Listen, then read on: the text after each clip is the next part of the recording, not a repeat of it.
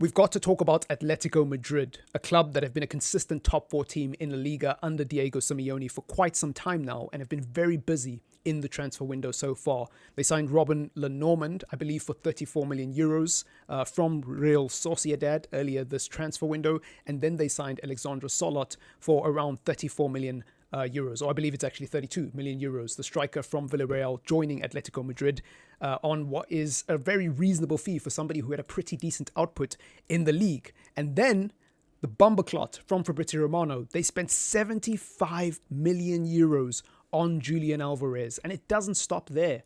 They also signed Conor Gallagher. Now, granted, Conor Gallagher in isolation wasn't actually that bad. I believe it's around 42 million euros for his transfer fee. But when you combine it, that is over 100 million euros for Julian Alvarez and Conor Gallagher, excluding Normand and excluding Solot.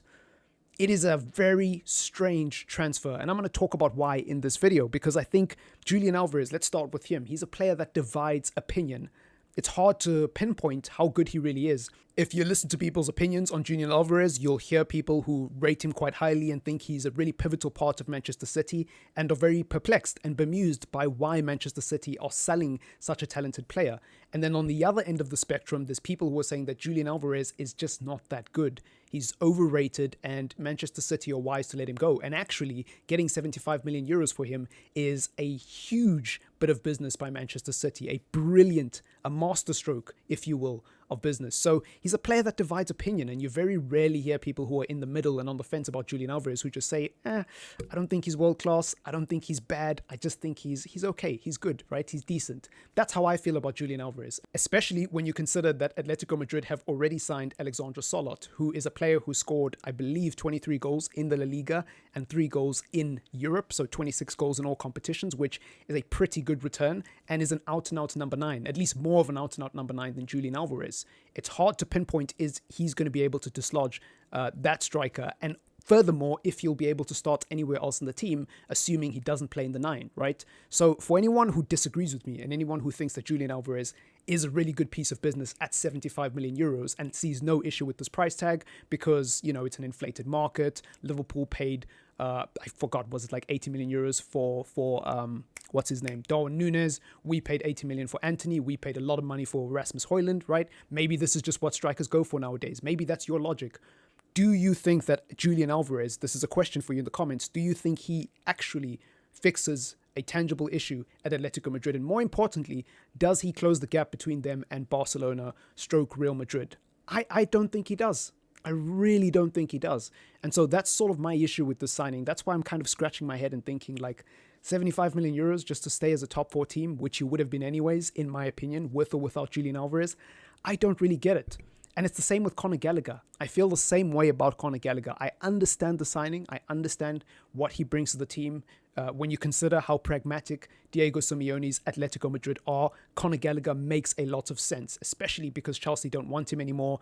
And, you know, it's a bargain. It really is a bargain for all parties involved. For Chelsea, they get money for a player that really is surplus to requirements and that they're ready to move on. And he's an academy graduate, if I'm not mistaken, so they've made 100% profit on him. And for Atletico Madrid, they're getting a tireless midfielder who's still in his prime and has a lot to offer in terms of physicality and the legs. It makes sense for what Diego Simeone is trying to achieve and what he has done for the last X amount of years as Atletico Madrid manager. But again, I ask the question, does Gallagher close the gap between Atletico Madrid and the other clubs in La Liga, mainly being Madrid, Barcelona, and to a certain extent Girona? I don't know. I just feel like he's not good enough.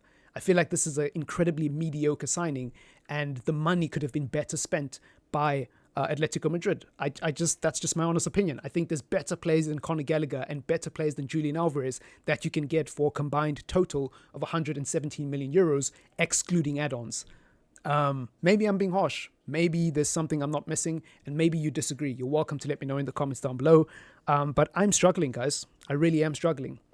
But with that said, Atletico Madrid, and Diego Simeone have a very good relationship for a reason. He's been their manager for such a long time and has consistently produced in terms of finishing top four and keeping Atletico Madrid that consistent team who always make the last stages of the Champions League and are always there and thereabouts. They may not win the trophy, they may not get over the line, but they're always there or thereabouts, making life difficult and making life miserable for other teams. Difficult to break down, pragmatic, tireless, working hard. That's Diego Simeone, and he never changes. So maybe there is a bit of genius to this after all, and maybe we'll forget about the price tags when we see Atletico Madrid do what Atletico Madrid does anyways. Only time will tell, I guess. It's been your boy Triple M. Let me know what you think in the comments. Subscribe to the channel if you are new. Leave a like if you did enjoy the video. And as usual, I hope you enjoy your day. Thank you for taking time out of your day to watch the video. It's been your boy Triple M. Peace!